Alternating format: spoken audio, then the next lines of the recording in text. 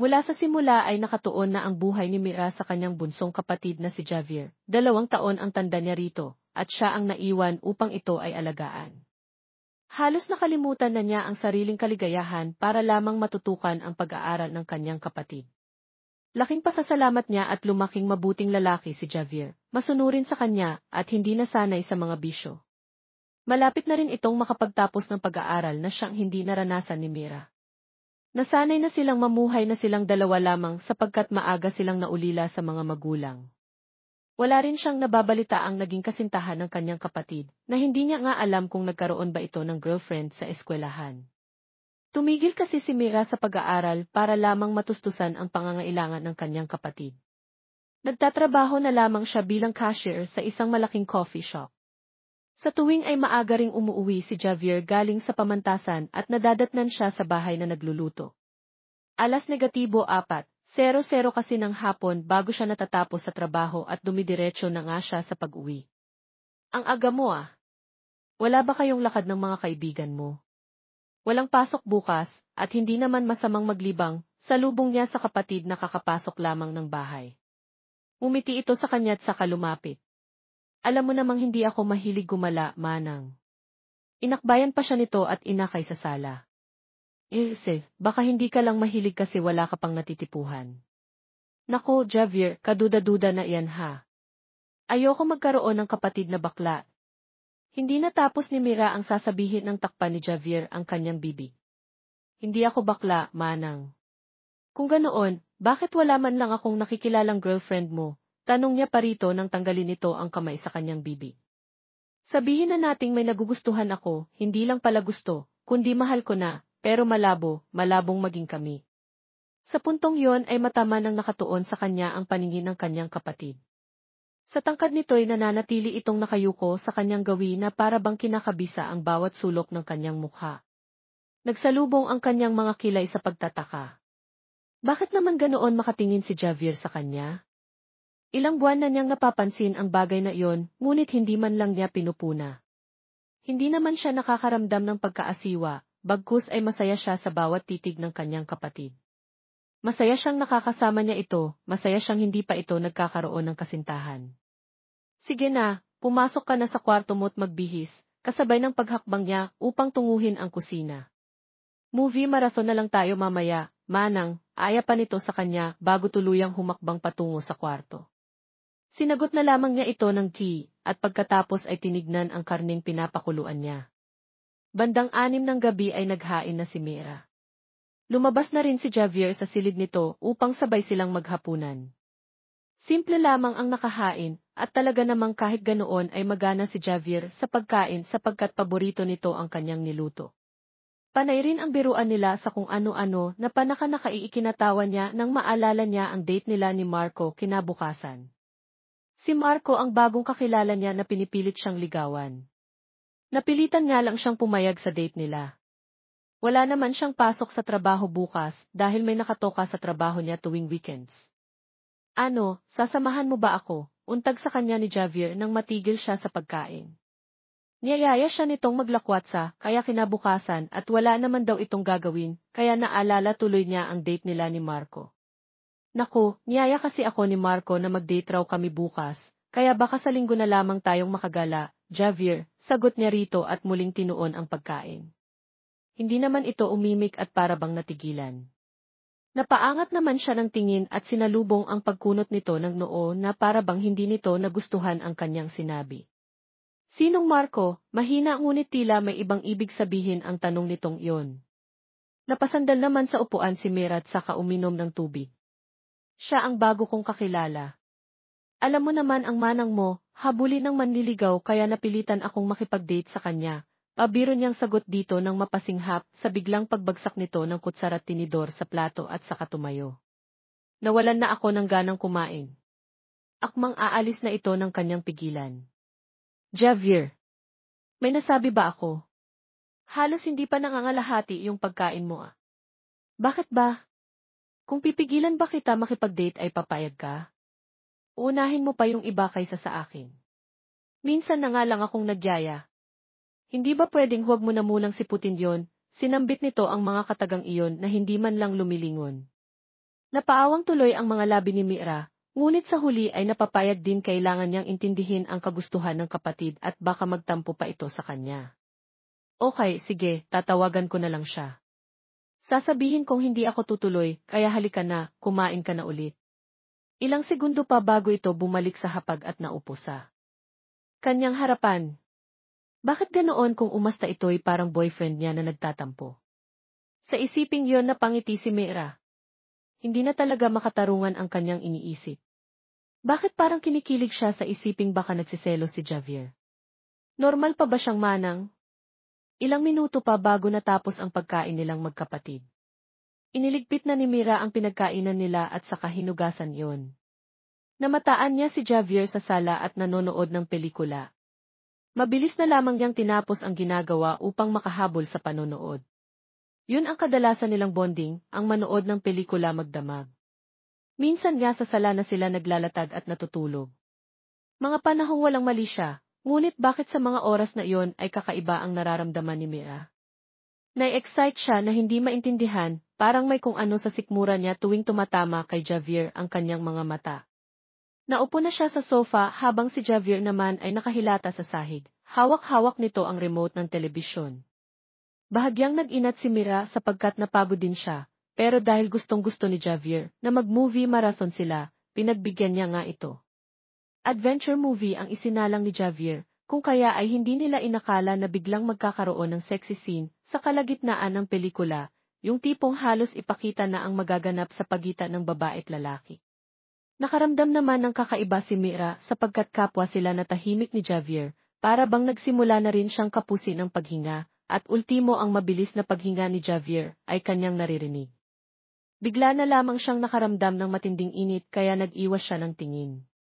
Tapos na ang malaswang eksenang iyon, ngunit hindi mawala-wala sa kanyang isipan ang init ng kanyang katawan. Manang ni. Napakislot siya sa mahinang pagtawag na iyon, at dahan-dahan siyang napalingon at nakumpirmang si Javier iyon at isang dangkal na lamang ang pagitan ng kanilang mga katawan. Gustuhin man niyang umatras ngunit nasa kanyang likuran ang mesa. Sa hindi malamang dahilan, napalunok siya sapagkat kumikislap ang mga mata ng kanyang kapatid. Sobrang ganda mo talaga, bulong ni Javier habang nakatitig.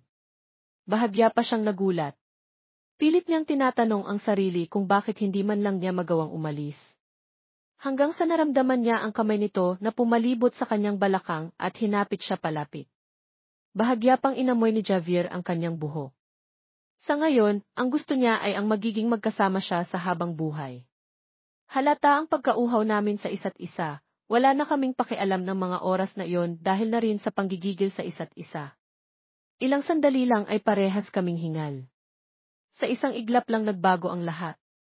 Sa isang iglap lamang nagkaroon siya ng karanasan. Nagsisisi siya sa ginawa, ngunit huli na ang lahat. Hindi dapat nangyari ang bagay na yon.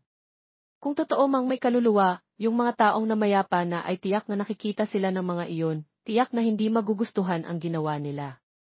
Mabilis siyang nag-ayos ng sarili at dali-daling tumungo sa kanyang silid.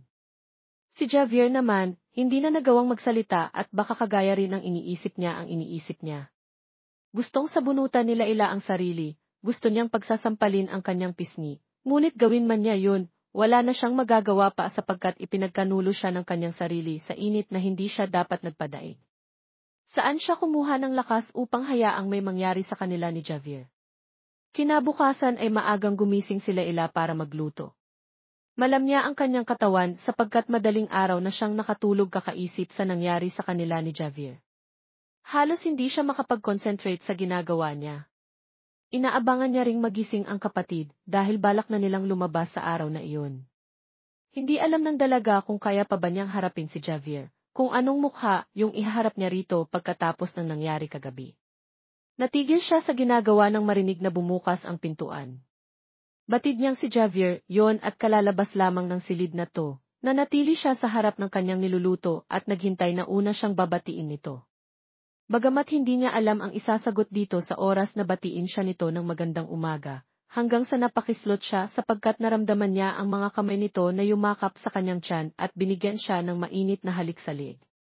Javier, kamusta yung tulog mo? Pabulong nitong tanong sa kanyang tenga, Nagdulot ng kakaibang init ang pagsamyo ng mainit na hininga nito sa kanyang balat na dahilan kung bakit nagsitayuan ang balahibo ng dalaga. Napalunok siya at pinilit ang sariling kalasin ang pagkakayakap ni Javier sa kanya, ngunit sadyang malakas ito at hindi niya kayang kalasin ang mga braso nito sa kanyang bewang. Nagsisisi ka ba sa nangyari sa atin kagabi? Diretsahang tanong nito sa kanya na nagpahinto naman sa kanya. Bakit ba palagi na lamang siyang napipipi? Hindi man lang niya masabi kay Javier na mali ang nangyari kagabi. Ilang minuto pang katahimikan ang namayani bago niya nakuhang magsalita. Javier, sabihin mo nga sa akin, wala ka bang pagsisisi sa nangyari? Javier, hindi tayo bagay at ang nangyari sa atin kagabi ay isang kasalanan na hindi katanggap-tanggap. Pero nagustuhan mo iyon, di ba? Nagustuhan nating pareho kaya bakit ako magsisisi? Matagal ko nang pinangarap na mahikan at mayakap ka. Hindi ko maintindihan ang sarili ko, pero ikaw ang pinakamagandang babae sa paningin ko. Mahal kita. Ayokong mapunta ka sa iba, akin ka lang. Sabay yakap nito sa kanya ng mahigpit na mas lalo niyang kinagulat. Ganoon ang nararamdaman niya nang ginagawa nila ang milagro noong kagabi. Halos ayaw niyang isipin na mapunta si Javier sa ibang babae. Gusto niyang ariin ito at manatili ito sa kanyang tabi. Ang nararamdaman nila ay iisa. Pareho silang nakakaramdam ng pagmamahal para sa isa't isa. Wala akong nakikitang mali.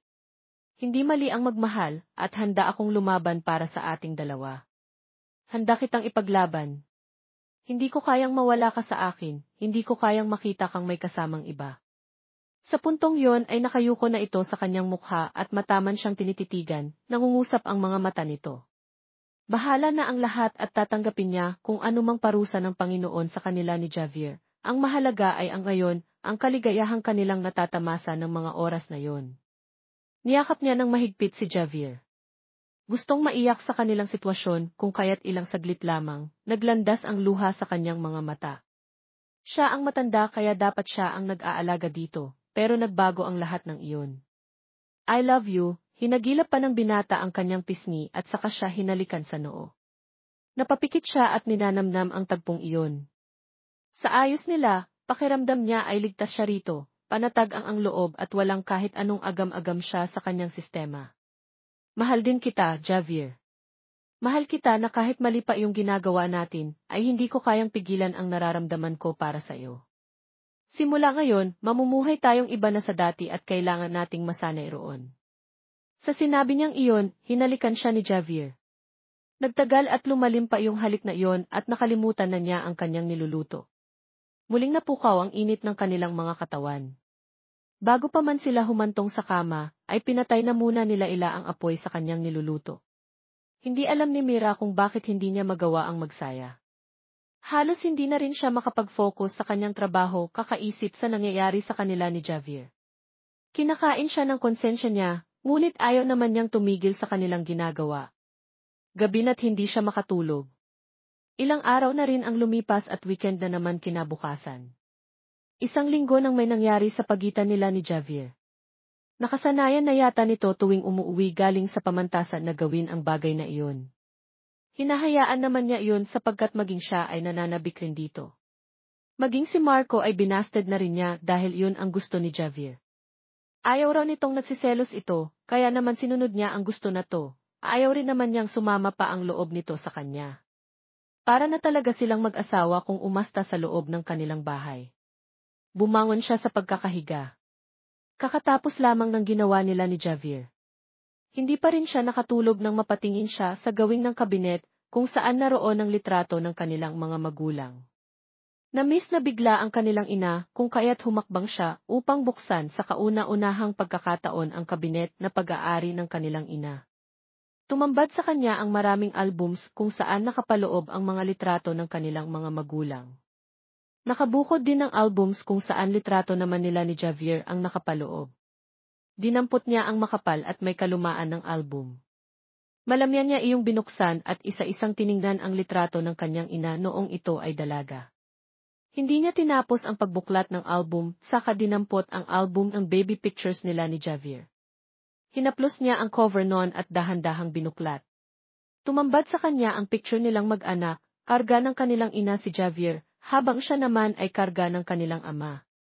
Masaya at kapwa nakangiti ang kanilang mga magulang. Biglang nanikip ang kanyang dibdib sapagkat siya ay nagigilty at sumunod na bumungad sa kanya ay litrato nilang dalawa ni Javier habang naghahabulan. Pakiramdam ni Mira ay napakasama niya hanggang sa makuha ng isang litrato ang kanyang manangsyon, litrato ng kanyang ina na karga siya at litrato ng isang babaeng nakasuot ng puting bestida. Hawak naman nito si Javier at noong ay isang taong gulang pa lamang. Sa hindi malamang dahilan ay kumunot ang kanyang noo. Hindi niya kilala ang babae, marahil ay kaibigan ito ng kanilang ina. Dinukot niya ang litrato at saka pinakatitigan maigi. Siya nga ang batang 3 taong gulang at si Javier naman ang batang sa tanta niya ay 1 taong gulang pa lamang ng aksidente niyang napansin ang sulat na nakasulat sa likod mismo ng litrato. Sulat kamay iyon na kanya namang binasa. Katibayan ng lahat. Sana lang alagaan mo yung anak kong si Javier. Lena! Ituring mo sana siyang tunay mong anak. Namilog ang mga mata ni Mira sa nabasa. Si Lena ang kanyang ina. Malinaw sa kanya ang binasa, kung sino man ang sumulat noon sa likuran ng litrato ay siyang tunay na ina ni Javier. Hindi tunay na anak ng kanyang mga magulang si Javier. Hindi sila tunay na magkapatid ni Javier. Hindi niya alam pero natuwa siya sa nalaman. Sana lang ay totoo yun, ngunit totoo talaga yun. Kaya ibig sabihin ay mamira silang magmahala ni Javier. Hindi sila magkadugo at maaari silang bumuo ng sarili nilang pamilya. Posible na ang lahat sa kanila ng kanyang kinikilalang bunsong kapatid. Sa tuwa niya, binitbit niya ang litrato palabas saka tinungo ang silid ni Javier. Bukas naman iyon kaya pumasok na siya sa loob ng maabutang may kausap ito sa cellphone sa lalim ng gabi. Nagtaka siya at hindi man lang nito naramdaman na siya ay pumasok sapagkat nakasuot ito ng headphone. Nasaktan siya sa nakita kung kaya't lumapit pa siya sa gawi ni Javier, napatingin naman ito sa kanyang gawi at napangiti. Pagkatapos ay nagpaalam sa babaeng kausap sa cellphone. Sa selos, binato niya ang litrato ni Javier, ngunit hindi man lang iyon tumama sa lalaki bagkus ay bumagsak ito sa sahig. Lumabas siya at ayaw niyang mag-usap sila na. Nasira na ang kanyang gabi hanggang sa may mga brasong humigit sa kanya, saka siya pinakatitigan. Hawak-hawak na nito ang litrato at nagtatanong ang mga mata na hindi tayo magkapatid, tanong nito na ayaw naman niyang sagutin sapagkat bad trip siya dito. Laila, totoo ba ito? Ampun lang ako. Sa puntong yon ay mahimig ng pait ang boses na. Bakit malungkot ka? Gusto mo ba akong maging kapatid ulit? Kasi may bago ka. Nakita mo naman na nakasulat dyan. Hindi ba matagal na yung litratong yan kaya bakit mo isiping gawa-gawa lang ito? Hindi niya natapos ang sasabihin nang halikan siya nito sa mga labi. Walang kahit na anong paliwanag ay nagkaayos sila. Ganoon lamang kabilis mapawi ang kanyang inis, isang simpleng halik lamang ni Javier ay bumibigay na siya rito.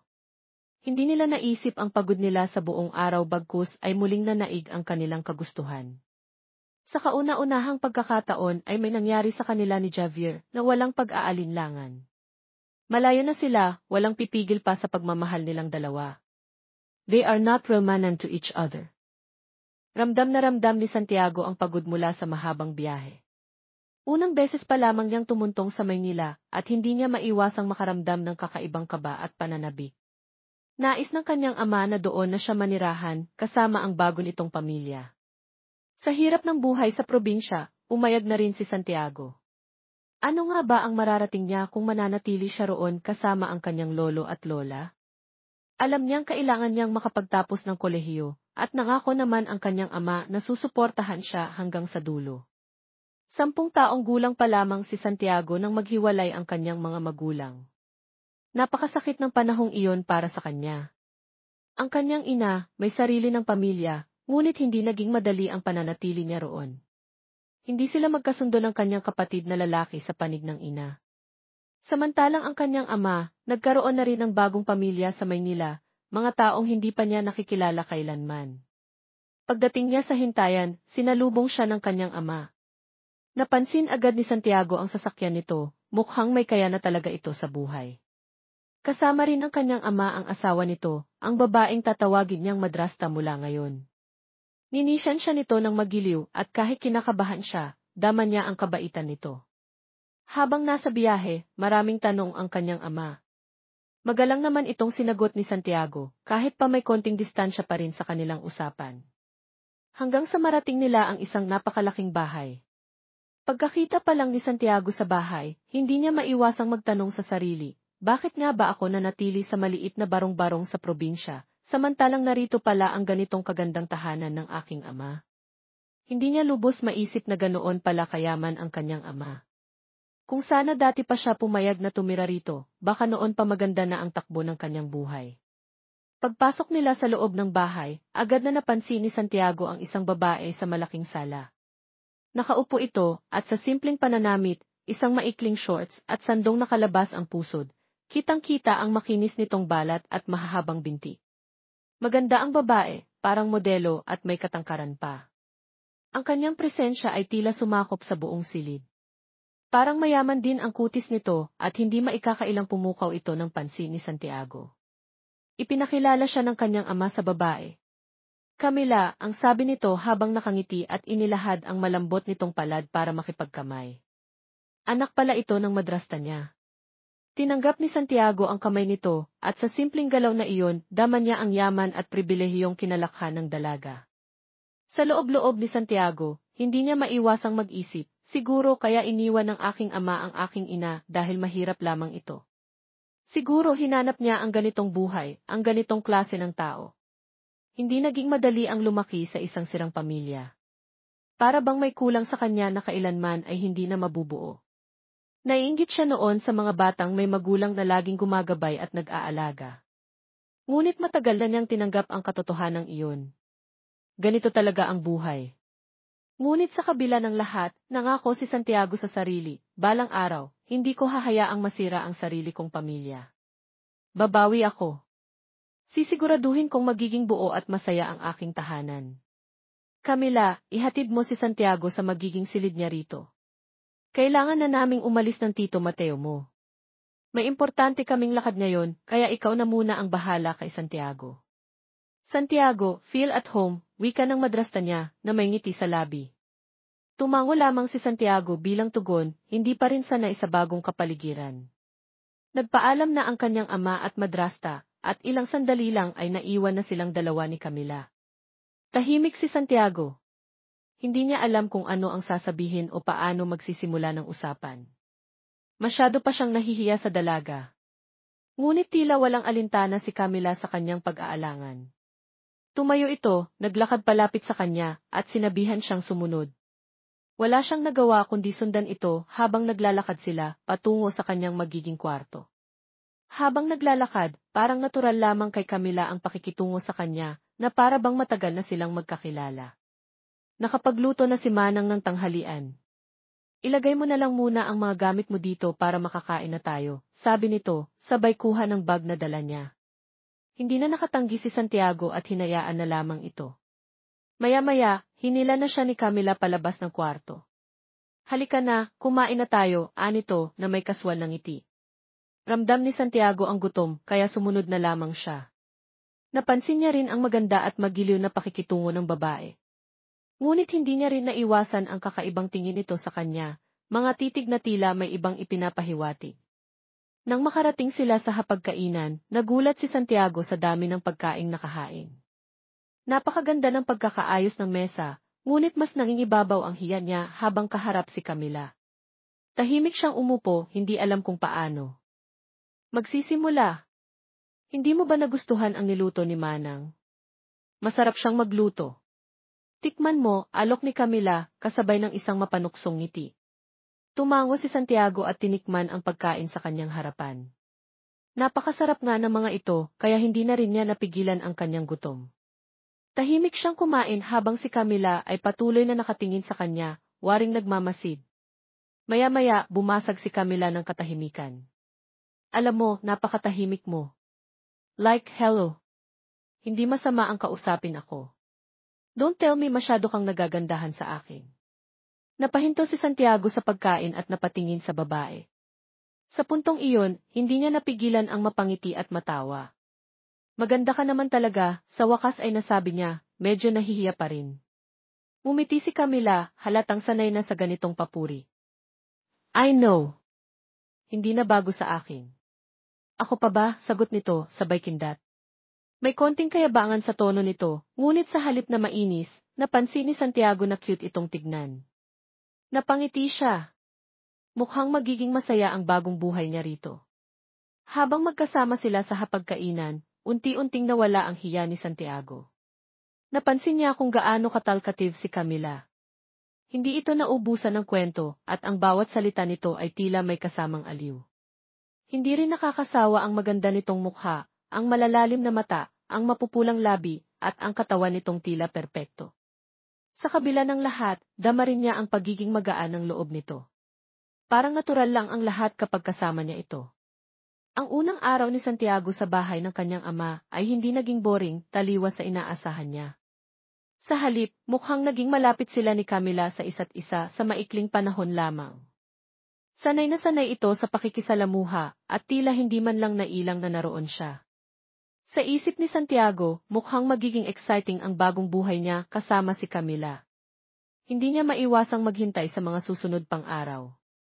Kinagabihan, naroon sila sa silid ni Camila. Inaya siya nitong mag-movie marathon habang pinapapak nila ang popcorn na mismong si Camila ang nagluto. Baka bukas pa makauwi sina tito at tita, casual na sabi nito, kaya naisip nilang sulitin ang gabi sa panonood. Maganda rin naman ang kanilang napiling mga pelikula, mga horror at love story na parehong kinagigiliwan nilang panoorin. Para mas exciting, pinatay pa ni Camila ang ilaw sa silid. Mas may thrill kapag madilim, anya na may mapanuksong ngiti. Nagsimula na ang palabas. Malaki ang DC sa silid ni Camila at napakalawak din ng espasyo roon. Tahimik lamang si Santiago na nakaupo sa gilid ng kama habang panakanakang sumusubo ng popcorn. Paminsan-minsan ay nagtatanong si Camila tungkol sa mga eksena sa pelikula, mga tanong na ni Santiago mismo ay hindi alam ang sagot. Sa kabila ng madilim na paligid, ramdam niya ang init ng presensya ni Camila sa tabi niya. Ngunit walang kakaibang nangyari ng gabing iyon. Lumipas ang mga araw ng mabilis, at sa bawat araw na magkasama sila, mas naging malapit sila sa isa't isa. Lagi siyang isinasama ni Camila sa tuwing ito'y gumagala, at tila naging natural na ang kanilang pagkakaibigan. 2 linggo na lang bago ang pasukan. Nakapag-enroll na si Santiago sa universidad na papasukan niya, at masaya siyang malaman na magkasama pa rin sila ni Camila. 1 taon lang naman ang tanda nito sa kanya, kaya halos magkasabay silang gumagawa ng mga bagay. Sa araw-araw, tila sunod-sunuran si Santiago kay Camila. Hindi naman niya ito alintana, ngunit nagsimula siyang makaramdam ng kakaiba nang minsang mailihim siyang nadiskubre. Gabi na noon, at balak sana niyang yayain si Camila na manood muli ng pelikula. Ngunit nang buksan niya ang pinto ng silid nito, nakalimutan yata ni Camila na i-lock ang pinto. Sumilip si Santiago at nakita niya si Camila na nakaharap sa computer habang may kausap na lalaki sa video call. Sa una, tila normal lang ang eksena, ngunit napansin niyang may kakaiba sa kilos ni Camila. Hindi niya maaninag ng buo ang ginagawa nito, ngunit tila may nangyayari sa pagitan nila ng lalaking nasa screen. Aalis na sana si Santiago, ngunit hindi niya napigilan ang sarili. Napako ang kanyang tingin kay Camila. Napakaganda nito, artistahin ang mukha, perpekto ang katawan, at bawat galaw nito ay tila may magnetong humihila sa kanya. Ramdam niya ang init na unti-unting bumabalot sa kanyang katawan. Simula ng gabing iyon, hindi na niya mayalis sa isip si Camila. Para bang sa bawat pagkakataong magkasama sila, mas lalo lamang itong gumaganda sa kanyang paningin. Isang gabi, muli silang nanood ng palabas sa telebisyon. Comedy ang tema ng pelikula, kaya hindi na nag-abala si Camila na patayin ang ilaw. Ngunit para kay Santiago, medyo boring ang palabas. Palalim ng palalim ang gabi, ngunit wala pa ring balak umalis si Santiago.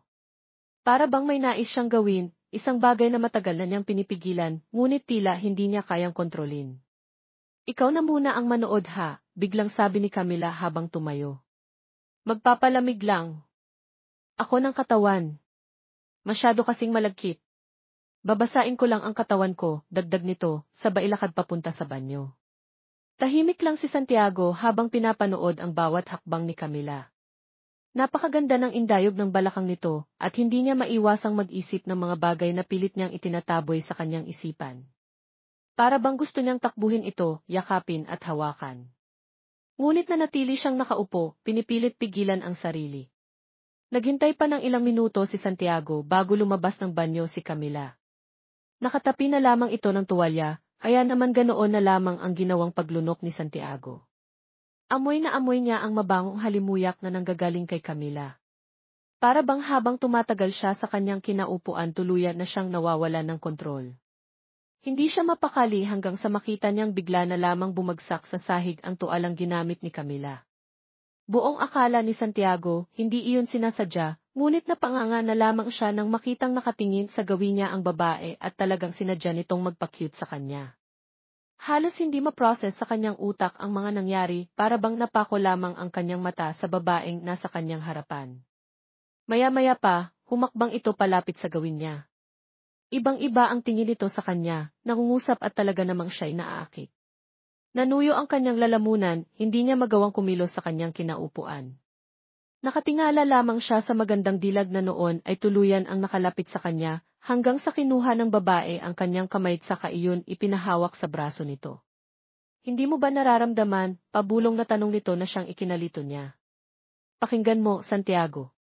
Hindi ba at mabilis ang tibok ng puso ko? Gusto kita, Santiago, so please, gawin natin ang bagay na iyon. Pakiusap, Santiago. Namilog ang mga mata ni Santiago. Iniisip niya na baka nananaginip lang siya na baka namamalikmata. Lamang siya, ngunit nagawa na siyang halikan ng babae. Halik na hindi niya inaasahan kaya naman nagkaroon pa ng pagkakataon si Camila na sakupin ang kanyang mga labi. Ramdam niya ang init, kahit naman siguro sinong lalaki manginginig sa ganitong sitwasyon. Biglaan, ngunit pakakawalan pa ba ni Santiago ang ganoong pagkakataon? Tumugon siya sa halik ng babae at niyapos ang babae, para bang napaka-perpekto ng hugis na nito. Katawan nito na talaga namang hindi na siya makakapaghintay pa. Mas lumalim pa ang halik na kanilang pinagsaluhan hanggang sa nagawa niya itong ihiga sa sarili nitong kama. Ngunit bago ang lahat, inutusan muna siya ni Camila na siguraduhing nakasarado ang pinto ng silid nito. Tumalima naman siya at talagang halos hindi na magawang maghintay pa ng matagal nang mailok niya ang pinto. Dali-dali siyang bumalik sa kinahihigaan ng dalaga. Mabilis na niyang sinakop muli ang labi nitong malambot at kaagad na napakapit naman ito sa kanyang batok at ipinaubaya sa kanya ang lahat. Pilit nang pinipigilan ni Camila ang paghiyaw dahil sa ginagawang pagpapasaya ni Santiago sa bagay na iyon sa kanya. Patindi ng patindi ang ginagawa ni Santiago. Walang katulad sa ligaya ang naramdaman ni Santiago nang tuluyan niya nang makuha si Camila. Napapahigpit naman ang paghawak sa kanya ni Camila sabay ng pagbulong nito sa kanyang pangalan. Salubong ang mga kilay nito nang kanyang abutin ang mga labi nito at binigyan niya ito ng mas malalim pang halik kasi simula pa lamang nila, ngunit gusto nang marating ni Santiago ang dulo. Ayaw niyang matapos ang ganoong tagpo at kulang na lamang durugin niya si Camila. Labis ang panggigigil niya rito, halos masira na nga ang kama. Walang makakapigil kay Santiago ang mga oras na iyon, kailangan niyang magawa ang kanyang nais nang sa ganoon, hanap-hanapin siya ni Camila. Ganoon na lamang ang ginawa niyang pagkagat sa labi sapagkat masyado na siyang nasasayahan. Pinipigilan niya ang kanyang nalalapit na pagdating sa dulo, ngunit ilang saglit nga lang, tuluyan na iyong narating. Binuhos niya ang lahat at saglit na nagpahinga, ngunit parang hindi pa nasasayahan si Santiago, kaya naman muli nilang ginawa ang bagay na iyon. Nasa iisang bahay lamang sila nakatira at walang makakapigil sa kanila. Katulad ng gabing yon, tiyak na natutulog na ang kanilang mga magulang. Buong akala ng mga ito, nanonood lamang sila ng movie ni Camila. Ang hindi alam ng mga ito ay nagsisimula sila sa kakaibang gawain. Ayos lang naman iyon sapagkat hindi naman sila totoong magkapatid. Wala namang masama sa ginagawa nila as long as walang nakakahuli sa kanila at hindi iyon malalaman ang kani-kanilang mga magulang. Nang gabing yon, nakatatlong beses pa sila ni Camila, kaya naman ang matapos talaga namang pagod na pagod silang pareho. Nang sumunod na araw, naging madalas sa mga ginagawang iyon nina Santiago at Camila. Akala ng binata, wala nang katapusan ng kaligayahang kanyang nararamdaman sa tuwing kasama niya ang babae.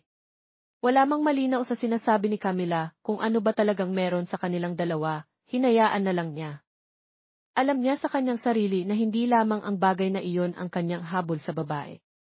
Habang tumatagal kasi, nagkakaroon siya ng pag-ibig para sa babae. Ngunit isang gabi, hindi nakauwi ang kanilang mga magulang at kasalukuyan niya ring hinihintay si Camila. May pinuntahan kasi ito mula pa ng tanghali at sumapit ng 6 oras ng gabi, hindi pa rin ito nakakauwi. Ganoon na lamang ang pag-aalala ni Santiago at naghintay pa siya ng kalahating oras nang sa wakas ay nakauwi na si Camila. Ngunit ganoon na lamang ang pagtataka ni Santiago nang makitang may kasama si Camila, isang gwapong lalaki na nang kanyang salubungin ng mga ito, isang simpleng ngiti lang ang iginawad ni Camila sa kanya sabay pakilala nito sa kasamang lalaki. Ganoon na lamang ang gulat ni Santiago nang mapag-alaman na gikay pala nito ang lalaki. Buong akala ni Santiago walang boyfriend si Camila. Buong akala niya gusto siya nito sapagkat hindi nawala sa kanyang alaala ang sinabi nitong gusto siya nito, tapos magdadala ito ng lalaki sa bahay nila at sasabihing boyfriend nito yon.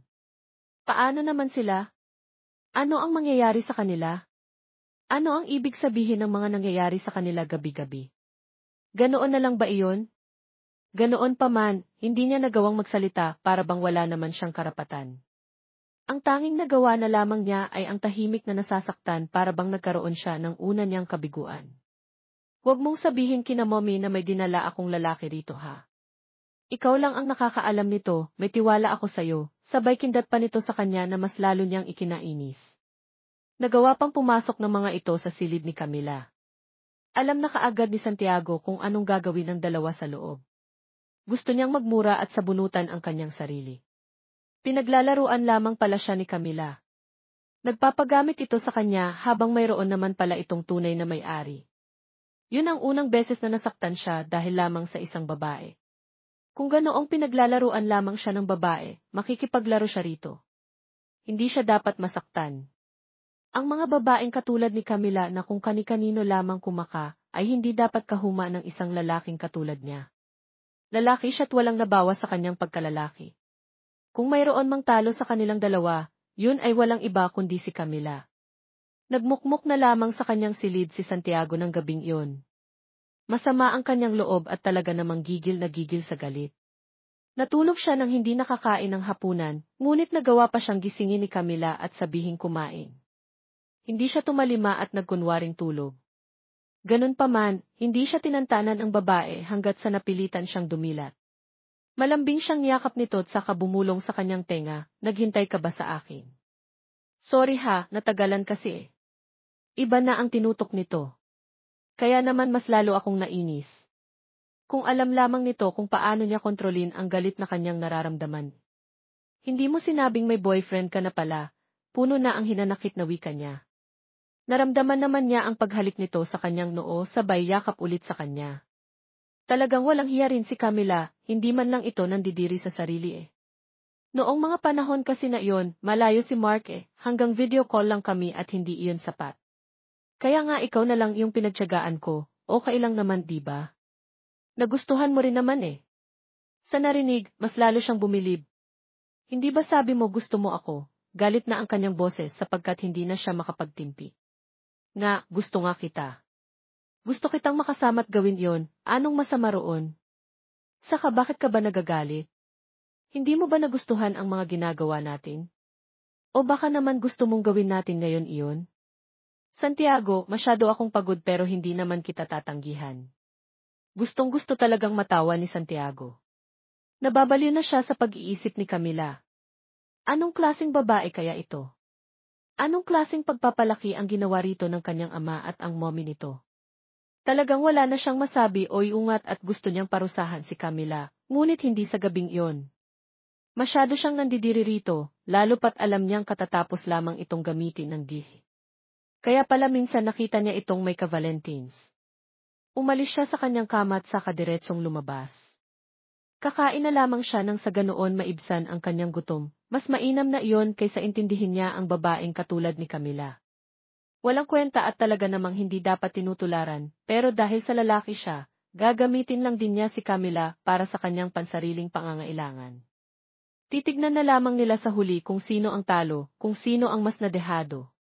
Paglalaruan niya si Camila at hindi niya ito titigilan hanggat sa hindi ito nadudurog. Kailangan niya itong masaktan ng husto bago niya ito pagtawanan. Kinabukasan, pagkaalis ng gifi ni Camila, saka na pinasok ni Santiago ang babae sa silid nito. Gulo-gulo pa ang buhok nito at magulo rin pati ang silid. Sa puntong yon, tila hindi na nakilala ni Santiago ang kanyang sarili para bang gusto niyang manipulahin ang babae at gawin nito ang kanyang mga iutos. Maligo ka muna, nakakadiri, wika pa niya sa babae na imbis ikagalit nito, tila natawa pa. Sinunod naman nito ang kanyang utos at pumasok na ito sa banyo. Tiyak na tanghali na ang uwi ng kanilang mga magulang. Nawawalan na rin naman ng gana si Santiago na kunin si Camila doon sa ibabaw mismo ng kama ng babae, kaya naman pumasok na siya sa banyo. Tiyak na napagod ito ng husto sa boyfriend nito. Hindi na siya nag-aksaya pa ng oras at wala na siyang balak na magpaligoy-ligoy. Isa lang ang kailangan niya at iyon ay ang marating ang dulo, kaya naman agad-agad na nga niyang ginawa ang bagay na iyon kay Camila. Matagal bago nila narating ang dulo. Kung ano man ang ginawa niya, nararapat lamang iyon kay Camila, deserve nito ang ganong klaseng pagtrato, walang kwentang babae na talaga namang pinandidirihan niya. Isa pang rason kung bakit ganoon na lamang ang galit niya kay Camila dahil nadismaya siya. Buong akala niya, ito na ang babaeng mamahalin at pahalagahan niya habang buhay. Akala niya ito na ang perpektong babae, ngunit mali pala siya, masahol pa ito sa mga babaeng bayaran, kaya dapat lang ang mga ginawa niya sa babae hinding-hindi siya magsisisi. Anong ginagawa niyo dito? Tanong ni Isabela kay Ricardo, halatang nagulat sa biglang pagdating nito.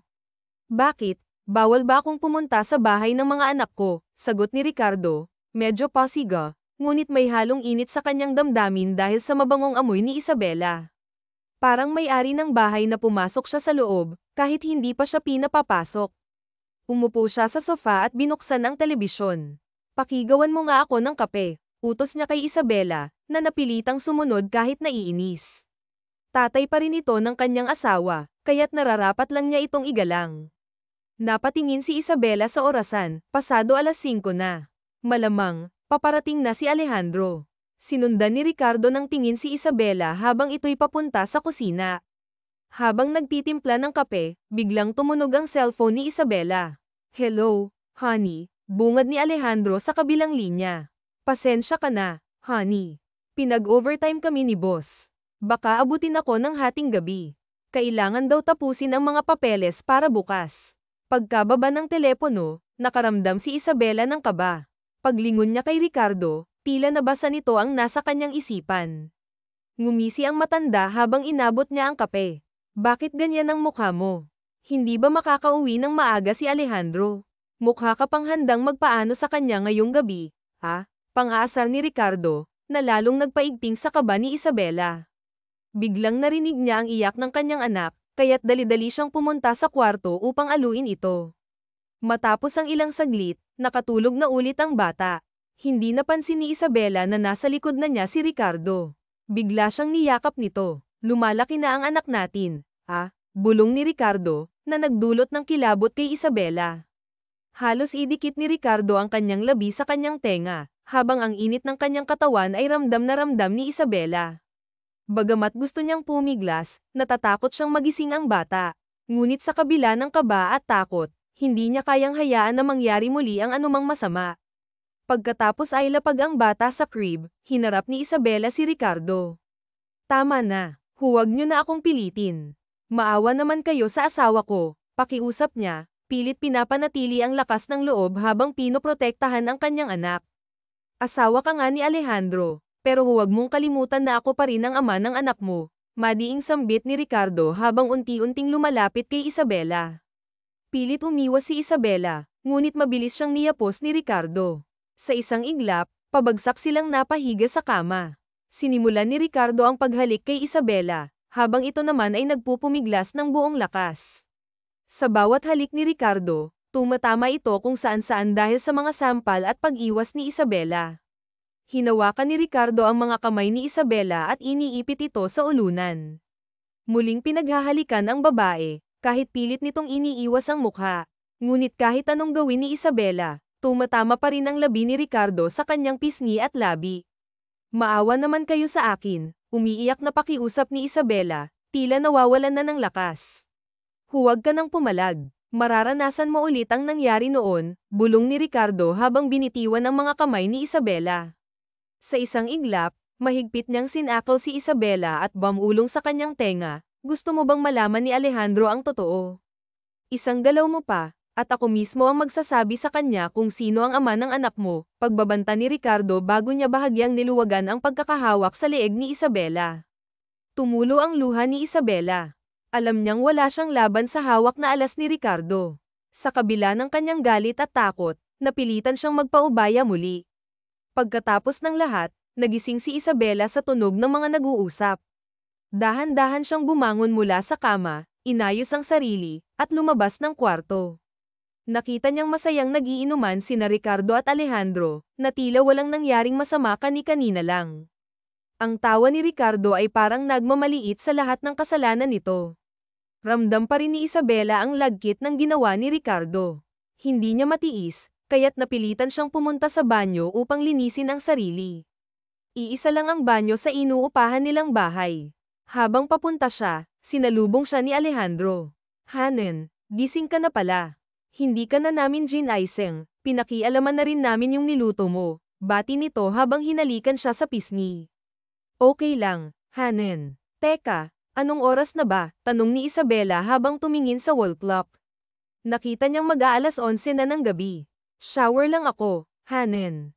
Parang ang lagkit ko. Hindi ako nakapagpalit ng damit matapos magluto, pagsisinungaling ni Isabela habang mabilis na dumiretso sa banyo. Sa loob, hindi niya mapigil ang mapaluha. Muli na naman siyang nagkasala sa asawa, nawala na naman ang kanyang lakas laban sa tukso. Pagkatapos mag-shower, nagtapi lamang ng tuwalya si Isabela at lumabas ng banyo. Ngunit bigla na lamang siyang niyapos mula sa likuran, at tinakpan ang kanyang bibig. Grabe, ang bango mo, Isabela, bulong ni Ricardo habang hinahalikan siya sa leeg. Pilit pumalag si Isabela, dahilan upang malaglag ang kanyang tuwalya. Ano ba, Ricardo? Andyan si Alejandro, baka makita niya tayo, nag-aalalang sabi ni Isabela habang hinahanap ng mata ang asawa. Nasa kwarto si Alejandro, pinapatahan ng anak natin. Tinulak ni Isabela si Ricardo sabay takbo sana patungong kwarto pero nahawakan siya nito. Akmang gagawin na nila ang bagay na iyon ngunit nang makarinig sila ng sigaw galing sa kwarto. Han, hindi ko makita yung mga diaper. Hindi ka pa ba tapos maligo? Sigaw ni Alejandro, butit hindi ito lumabas ng kwarto kung hindi nahuli sila sa akto. Natigilan si Ricardo, sinamantala naman iyon ni Isabela at ito ay sinipa. Bumangon at inayos ang sarili bago patakbong pumunta sa kwarto. Naiwang nanghihinayang si Ricardo pero kita pa rin ang ngisi sa mukha. Hindi dalawin ng antok si Isabela, nag-iisip ng paraan para hindi na maulit ang pagkakasala sa asawa. Tinitigan ang katabing asawa, gwapo, mabait at responsable. Mahal na mahal niya ang asawa kaya isinumpa sa sarili na hindi niya na muli itong pagtataksilan. Biglang gumalaw si Jerem, yumapos kay Isabela. Alam ni Isabela na gising ang asawa kaya ito ay hinayaan. Hinalikan pa niya ito sa labi para paalisin ang damdamin ni Alejandro. Pwede na ba, honey? Bulong na tanong sa kanya ni Alejandro. Sinagot ni ito sa pamamagitan ng pagyakap prito hinalikan ng madiin sa labi si Alejandro na iintindihan ni Alejandro ang ibig sabihin ni Isabela kaya naman inumpisahan ng gawin ang bagay na yon nagtagpo ang kanilang mga labi kung saan-saan damapo ang halik ni Alejandro si Isabela naman hindi maalis sa isip ang kanyang kasalanan dito hanggang sa pamwesto na nga si Alejandro at tuparin nito ang kanyang pangangailangan hindi nagtagal yumugyog ang kanilang kinahihigaan tagumpay nilang narating ang dulo. Madaling araw nang magising muli si Isabela, nakaramdam siya ng uhaw at pag-ihi kaya napilitan siyang bumangon. Hindi niya binuksan ang ilaw sa sala sa takot na magising si Ricardo, aninag niya ang katawan nito na natutulog sa may sofa.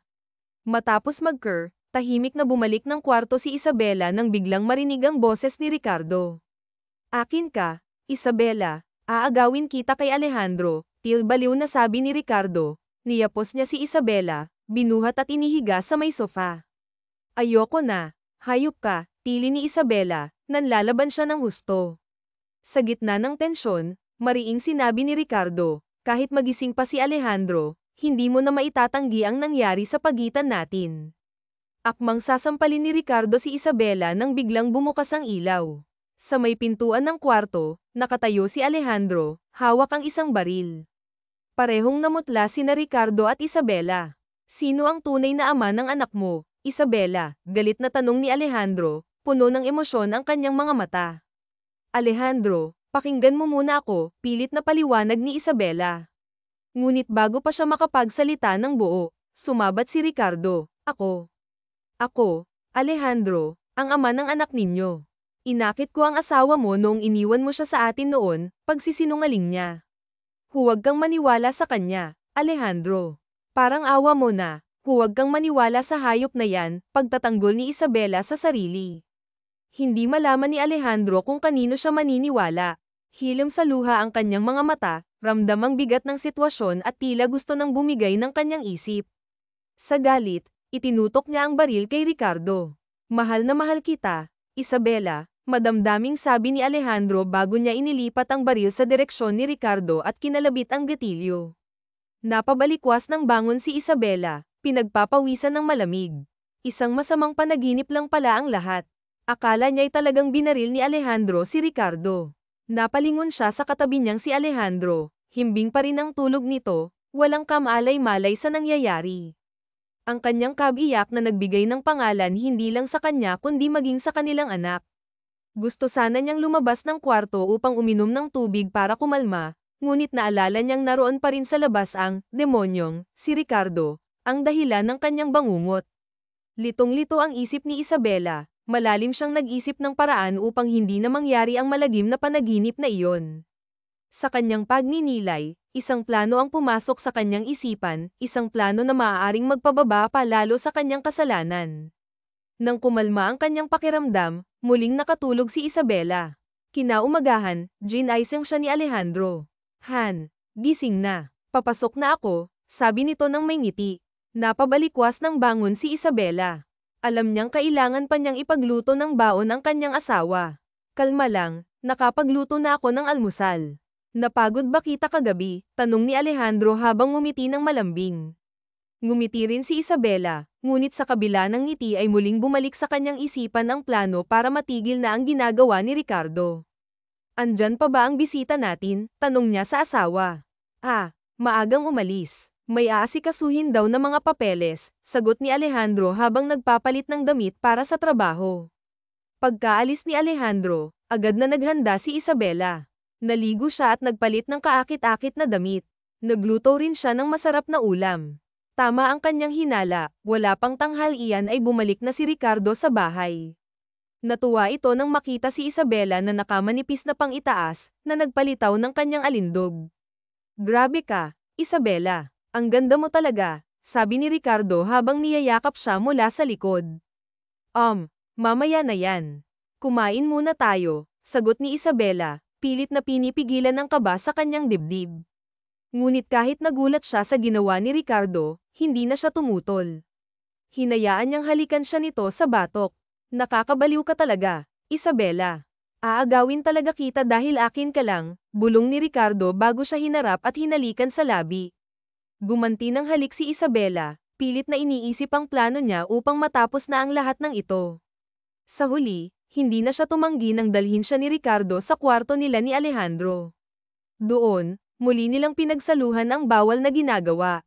Mariing hinigpitan ni Isabela ang pagkakahawak sa kutsilyo habang dahan-daang lumalapit sa natutulog na si Ricardo. Ito ang naisip niyang paraan upang tuluyan ng matigil ang pang-aabuso ng lalaki sa kanya, ang wakasan ng buhay nito. Bagamat nadadala siya sa init ng kanilang mga ginagawa, hindi niya ito kailanman ginusto. Luhaan ang kanyang mga mata habang palapit ng palapit sa natutulog na lalaki. Itinaas niya ang kutsilyo, nanginginig ang mga kamay. Ngunit isang malakas na iyak ng kanyang anak ang pumukaw sa kanyang katinoan. Napahinto siya. Hindi niya kayang patayin si Ricardo. Paano na ang kanyang anak? Paano na ang kanyang buhay kung siya mismo ang magdadala ng kasalanan ng pagpatay? Napaupo si Isabela, hawak ang kanyang ulo, tila nawawala sa sarili. Agad siyang tumayo at nilapitan ng umiiyak na sanggol. Binuhat niya ito, pilit na pinapatahan ang anak na bunga rin ng kanyang relasyon kay Ricardo. Sa puntong iyon, naramdaman niyang wala na siyang lakas upang ipaglaban pa ang sarili. Suko na siya, hindi niya alam kung ano ang gagawin. Bahala na. Bulong niya sa sarili. Pagkatapos ng ilang oras, habang naghahanda na silang magpahinga, lumapit si Alejandro sa kanya. Pasensya ka na, ha? Mukhang ilang araw pa dito sa atin si tatay, nahihiyang sabi nito habang inaayos ang kanilang higaan. Okay lang, Alejandro, sagot ni Isabela, ngunit sa kanyang isipan ay bumabalot ang matinding konsensya.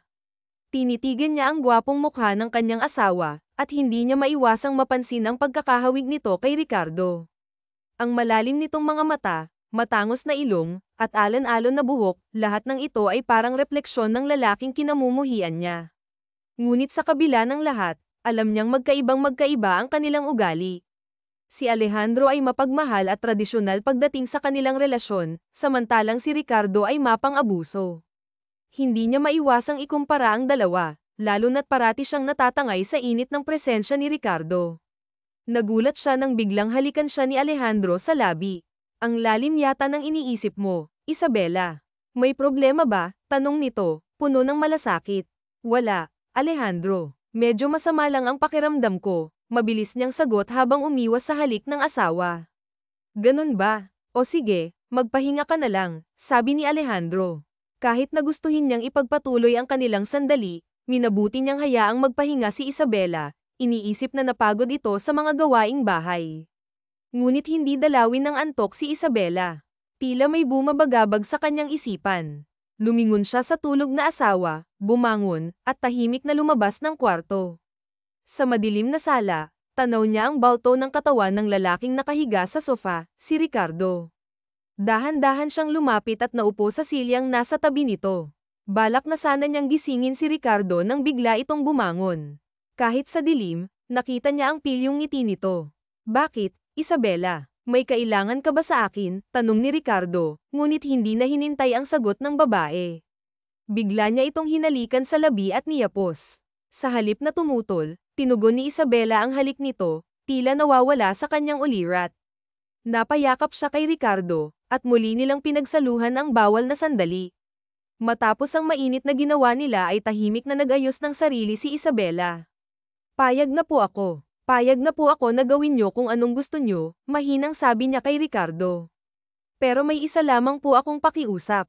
Hayaan niyo po kung mabuntis ako ni Alejandro. Gusto kong magkaanak kami ng asawa ko.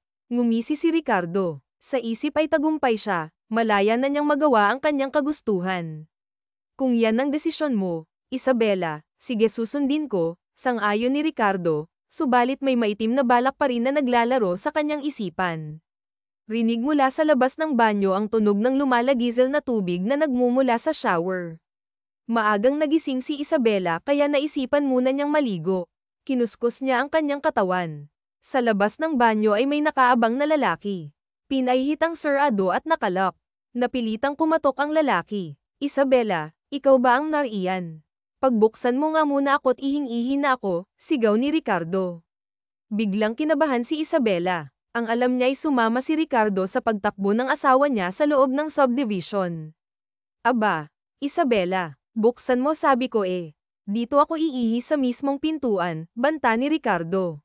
Pinatay muna ni Isabela ang shower at nagtapi ng tuwalya bago pinaihit para buksan ang pinto ng banyo. Ano pa bang dapat itago niya rito? Pumasok sa banyo si Ricardo, saglit lang na tinapunan ng tingin si Isabela at dumiretso sa inidoro. Tumalikod naman si Isabela, hindi tuloy niya napansin na tapos nang umihi si Ricardo. Lumapit sa kanya ito at niyakap siya mula sa likuran. Huwag po dito, baka makita tayo ni Alejandro. Akala ko ba okay na tayo? Napayag ka na, mamaya pa darating si Alejandro. Alam mo naman, 1 oras munang tatakbo yun dahil linggo ngayon, wika ni Ricardo dito. Walang imik si Isabela na hinayaan si Ricardo, hindi rin naman niya ito kayang tutulan. Itay, nasaan ba kayo? Si Alejandro na nakabalik na mula sa pagjo-jogging. Nagulat ang dalawa, namutla si Isabela at natigilan naman si Ricardo. Nagkatinginan silang dalawa, hindi malaman kung sino sa kanilang dalawa ang sasagot kay Alejandro. Alejandro, ako to. Isabela, naliligo ka ba? Hindi mo ba nakita si Tatay Ricardo? Muling tanong ni Alejandro. Bago ako pumasok dito, nakita ko siyang humahangos na lumabas ng banyo. Babalikan ka raw niya. Baka nagkasalisi, ang sagot ni Isabela habang nag-aayos ng sarili at si Ricardo na siyang nakaisip ng alibay nila. Ganun ba? Baka nga, matagal ka pa ba dyan?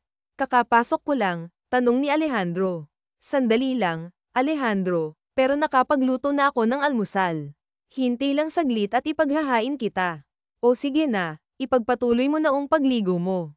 Pasok muna ako ng kwarto para magpalit. Ilang minuto yung hinintay ni Ricardo bago lumabas ng banyo. Kumuha ng maisusuot at lumabas ng bahay. Si Isabela naman, mabilis na tinapos ang paliligo. Pakiramdam niya'y hindi siya nakaligo ng maayos dahil malagkit pa rin ang katawan niya dahil sa ginawa nila ni Ricardo. Itinapin niya ang tuwalya sa ibabaw ng panloob tsaka lumabas na rin ang banyo. Pagpasok niya ng kwarto nilang mag-asawa, tapos na ring magpalit ng damit si Alejandro. Sinalubong siya ng asawa sabay halik sa kanyang labi. Iniyakap din ni Alejandro ang katawan kay Isabela. Naamoy ang mabangong halimuyak ng kapapalo. Babae. Ang bango mo naman, Isabela, wika ni Alejandro. Hindi na tumutol si Isabela nang bigla siyang yakapin na ito. I love you, Isabela, sambit ni Alejandro bago ito hinalikan.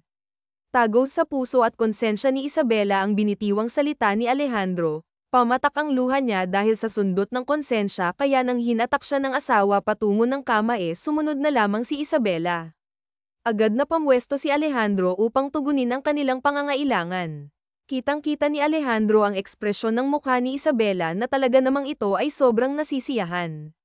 Hindi nagtagal ay yumugyog ang kanilang kama, tagumpay nilang narating ang dulo. Pawisan na sila ay matapos. Magkaakbay pa na lumabas ng kwarto ang mag-asawa, nakita nila si Ricardo na nakaupo sa may sofa.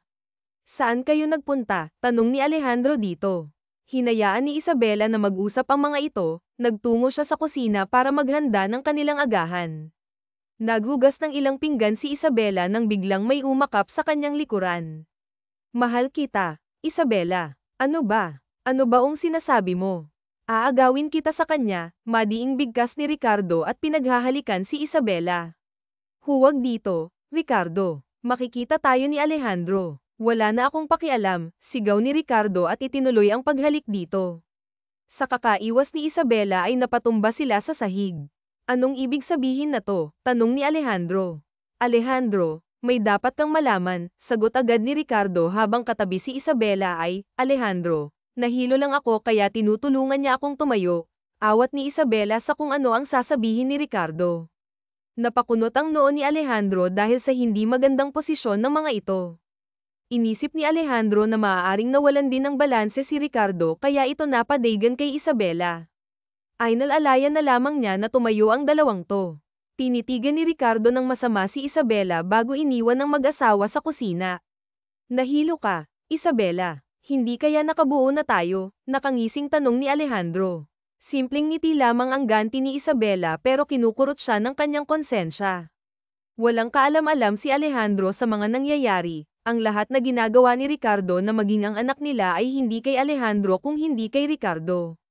Lunes, hinatid ni Isabela ang asawa sa may pintuan, nakaupo at nanonood naman ng pang-umagang balita sa telebisyon si Ricardo. Tuloy na ako, Isabela. Simpleng palom ni Alejandro sabay halik sa asawa. Sa gilid ng mga mata ni Ricardo ay nakita niya ang paglalapat ng labi ng mag-asawa. Selos yun ang nararamdaman ni Ricardo, isang damdaming hindi niya kayang pigilin. Matapos isara ang pinto, dumiretso na si Isabela sa silid nilang mag-asawa ngunit hindi pa siya nakakapasok ng pinto, bigla na lamang may humila sa kanya. Kinabig siya paarap sabay halik sa kanyang mga labi. Walang pagtutol bagkus tinutugon pa ni Isabela ang ginagawa ni Ricardo. Hinawakan ni Ricardo ang magkabilang braso ni Isabela, pinakatitigan ang mga mata na to at hindi nagtagal ay agad na nga itong pamwesto nang biglang bumukas ang pintuan. Hayop ka talaga. Flashback, hindi mo ba alam na bawal isukat ang damit pang kasal? Baka hindi matuloy ang kasal nyo, nagulat si Catalina sa boses na sumita sa kanya, kabang agad na may-ani sa kanyang dibdib. Kilala niya ang pumasok sa kanyang silid, si Tatay Ricardo. Paglingon niya sa ama ay napansin ni Catalina ang pamumula ng mukha ni Ricardo, nakainom ito. Lumapit si Ricardo sa anak, tinitigan mula ulo hanggang paa si Catalina habang suot ang trahe de boda. Napakaganda mo talaga, Catalina, sambit ng matanda sabay tangkang halikan sa labi ang babae. Bahagyang umilag si Catalina kaya sa pisngi niya lamapat ang labi ni Ricardo. Tama na. Ikakasal na ako bukas, makaawa ni Catalina sa lalaki pero hindi nagpaawat si Ricardo. Hinawakan sa magkabilang pisngi ang babae at hinalikan sa mga labi. Niyakap ni Ricardo ang mahigpit ang babae, sa pagpupumiglas ay bumagsak sila sa kama. Maawa na kayo sa akin. Hindi pa ba kayo nagsasawa? Muling pagmamakaawa ni Catalina. Huli na to. Kasal mo na bukas, hindi nakita muling pakikialamanan, bulong ni Ricardo kay Catalina sabay si Baseb sa labi ng babae.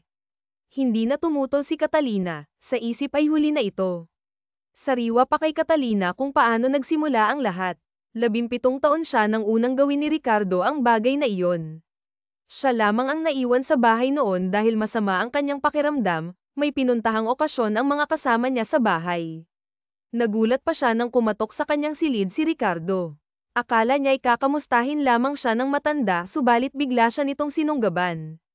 Nanlaban siya kahit nanghihina, punit-punit ang damit niya pero hindi pa rin siya sumusuko. Ngunit may isinambat ito na siyang nagpahina sa kanyang katauhan, hinding-hindi niya malilimutan ang sinabi nito na, "Maniningil lang ako, Catalina. Hindi kita anak, si Alejandro lang ang anak ko. Anak ka ng nanay mo sa ibang lalaki, ikaw at si Sofia. Pinalaki ko kayo kahit hindi ko kayo kaano-ano. Nasingil ko na si Sofia kaya ikaw naman." Isang demonyo ang tingin niya kay Ricardo noon. Mula noon, ginagawa na ni Ricardo ang bagay na iyon basta't may pagkakataon. Present time. Hayop ka talaga, maluha-luha sa galit si Catalina. Bagamat nagugustuhan niya noon ang ginagawa nila, pinagsisisihan niya yun pagkatapos. Natanim din sa isip niya na ang sumire ng kanyang kinabukasan ay si Ricardo. Hindi siya makapaniwala na maging ang asawa ng kapatid na si Alejandro ay pinakikialaman din ito. Nahuli niya sa akto ito. Hindi niya akalain na ito yung matutuklasan sa sorpresang pagdalaw niya sa kapatid ni Alejandro. Kita niya ang punit na damit ng hipag at ang gulat nitong itulak si Ricardo, pilit tinatakpan ang kanyang sarili. Nawalan din ng kulay ang mukha ni Ricardo dahil sa pagkabigla, hindi na paghandaan ang pagdating ni Catalina. Sa silakbo ng damdamin, may binunot mula sa bag si Catalina, itinutok kay Ricardo at kinalabit ang gatilyo. Napatutop sa dibdib si Ricardo, tila isang nauupos na kandila na tumbang sa sahig. Matamang nakatunghay si Isabela sa puntod ni Ricardo, walang nakakaalam sa tunay na nangyari, mananatiling lihim ang lahat. Hindi nila inaasahan na darating sa bahay ang kapatid ni Alejandro at mahuhuli sila sa akto. Bumunot ito ng baril at itinutok kay Ricardo, kinalabit ang gatilyo subalit hindi ito pumutok. Sabay pa silang nabigla ni Catalina nang biglang natamba si Ricardo. Isinugod nila sa ospital ngunit hindi na ito umabot ng buhay, inatake sa puso si Ricardo. Hindi niya alam kung bakit ganon ang naging reaksyon ni Catalina, hindi na rin sila nag-usap mula nang sabihan siya nito na, huwag nang mag-alala, wala raw makakaalam ng kanilang lihim. Umaasa na lamang si Isabela na hindi mabubunyag ang lihim nila ng matandang si Ricardo. "Tara na, Isabela, uwi na tayo," yaya ni Alejandro. Ika-40 days ng kamatayan ni Ricardo kaya dumalaw sila sa puntod. Tinitigan ni Isabela ang gwapong mukha ng asawa, ngumiti dito sabay sabing, "May magandang balita ako sa'yo, Alejandro." "Ano yun, Isabela? Magiging tatay ka na ulit," buntis ako, nakangiting balita ni Isabela sa asawa. Talaga, tuwang-tuwa si Alejandro. Nilisan na nila ang lugar, muling lumingon si Isabela sa puntod ni Ricardo at sa kabam-ulong, "Magiging tatay ka na ulit, Ricardo."